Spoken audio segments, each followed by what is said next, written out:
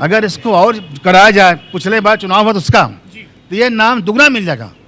1,10,000 नाम काटने के बाद अगर इतना रह गया है, अगर नाम नहीं कटा होता, अगर उसका जांच करा दिया जाए तो नाम डुप्लीकेट था। ये किसके फायदे के लिए था? इसका लाभ कौन लेने वाले थे? तो क्या कुछ वर्ग के लोग हैं क्या इसमें? एक और विशेष लोग हैं अधिकार सर। एक धर्म विशेष के लोग? हाँ। तो आप मतदान जिहाद सबका भी जिक्र कर रहे हैं। हाँ, मैं कह रहा हूँ कि अगर कोई आदमी एक से अधिक वोट दे रहा है तो मंशा क्या है, उसकी रुचि क्या है, क्यों ऐसा कर रहा हो। मंत्री जी, एक अंतिम सवाल, क्या लगता है एसआईआर प्रक्रिया आप ही के शासन प्रशासन द्वारा पूरी की जा रही है? अब ये चुनाव आयोग होता है, चुनाव आयोग जब काम करता है तो सारे तंत्र उसके अधीन हो जाते हैं। ये काम उनका है। দেখুন, আমাদের বলতে হচ্ছে না, বিজেপি নিজেই স্বীকার করছে। কারণ গতবার আপনারা দেখেছেন নরেন্দ্র মোদীর যে মার্জিন ছিল 6 লাখেরও বেশি, সেই মার্জিন এবার 1,30,000-এ নেমে এসছে। এবং যদি চুয়াচুরি ভোট চুরি না করতো নির্বাচন কমিশন, তাহলে হয়তো খোদ দেশের প্রধানমন্ত্রী বেনারস থেকে হেরে যেতেন। আজকে যোগী সরকারের মোদী যেটা বলছেন, এটা তো কদিন আগেই সাংবাদিক বৈঠকে বিরোধী ইন্ডিয়ান নেতারা প্রমাণ করে দিয়েছেন। এই যে বাবা রামকমল দাস, এই যে বলা হচ্ছে একজন ওই লজিক্যাল ডিসক্রিপেন্সি রচিলা দিয়ে 6 জনের যদি বেশি সন্তান হয় তাদেরকে লাইনে দাঁড় করাচ্ছে উত্তরপ্রদেশের বেনারসে।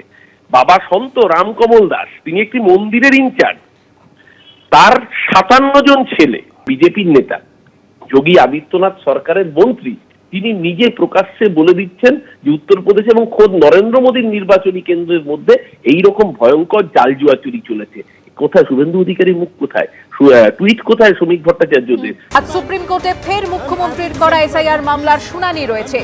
আমাদের প্রতিনিধি সৌভিক মজুমদার রয়েছেন এই মুহূর্তে টেলিফোন লাইনে। সৌভিক, দেখো, মুখ্যমন্ত্রী মমতা বন্দ্যোপাধ্যায় সহ এই এসআইআর কে ঘিরে যে একাধিক মামলা হয়েছিল, সেই সমস্ত মামলার বিচার প্রক্রিয়া আজকে একসঙ্গেই সংগঠিত হবে সুপ্রিম কোর্টের 1 নম্বর এজলাসে, অর্থাৎ মহামান্য প্রধান বিচারপতির এজলাসে দুপুর 2টোর সময়। এখন তুমি জানো যে এই মামলার ক্ষেত্রে মূলত মুখ্যমন্ত্রীর তরফ থেকে যে অভিযোগ জানানো হয়েছিল, সেখানে স্পষ্টত বলা হয়েছিল যে এখানে ইচ্ছে মতো নাম বাদ দেওয়া হচ্ছে, একেবারে ছোট ছোট যে ভুল রয়েছে সেগুলোকে ভালো করে না খতিয়ে দেখেই ভোটারদের নাম বাদ দেওয়া হচ্ছে, এই অভিযোগ তারা তুলেছিলেন।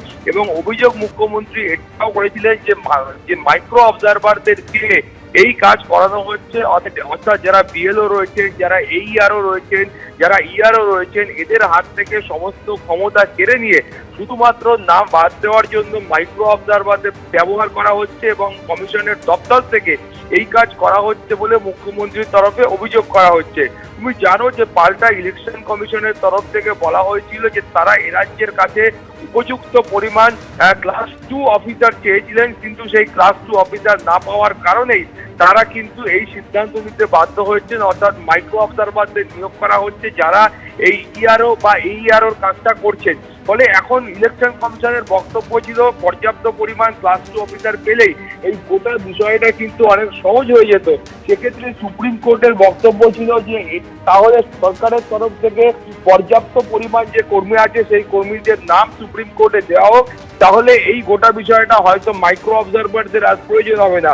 ফলে সুপ্রিম কোর্টের এই পর্যবেক্ষণ বা নির্দেশের প্রেক্ষিতে এখন কি পদক্ষেপ সরকারের তরফ থেকে গ্রহণ করা হয়, সরকারের তরফ থেকে আজকে মাইক্রো অবজারভারদের কোনো সরকারের তরফে আজকে ক্লাস 2 কর্মীদের কোনো লিস্ট সুপ্রিম কোর্টে দেওয়া হয় কিনা সেই বিষয়টা দেখার। এর পাশাপাশি তুমি জানো যে অভিযোগ এটা করা হয়েছিল যে শুধুমাত্র পদবীর যে বানান ভুল রয়েছে সেই বানান ভুলের কারণে একাধিক ব্যক্তির নাম সেখানে বাদ দেওয়া হচ্ছে এবং সেখানে কিন্তু সুপ্রিম কোর্টের পর্যবেক্ষণ ছিল বা সুপ্রিম কোর্টের যে বিষয়টা যে নির্দেশ ছিল যে সেটা হচ্ছে এ রাজ্যের যারা কর্মী রয়েছেন যারা বাংলা ভাষায় দক্ষ সেই সমস্ত কর্মীদের নির্বাচন কমিশনে নিয়োগ করতে পারলে তারা এই গোটা বিষয়টা খতিয়ে দেখতে পারবে এবং এই গোটা বিষয়টা অনেক সহজ হবে। ফলে বুঝতে পারছো যে আজকে এই একাধিক বিষয়ের বিচার সেটা সুপ্রিম কোর্টে হবে, সওয়াল জবাব সুপ্রিম কোর্টে হবে। ফলে দুপুর 2টোর সময় এই শুনানি শুরু হলে তারপর কিন্তু পরবর্তী পর্যায়ে যে সওয়াল জবাব রয়েছে সেটা এগোবে। ধন্যবাদ সৌভিক। এবিপি আনন্দ, এগিয়ে থাকে, এগিয়ে রাখে।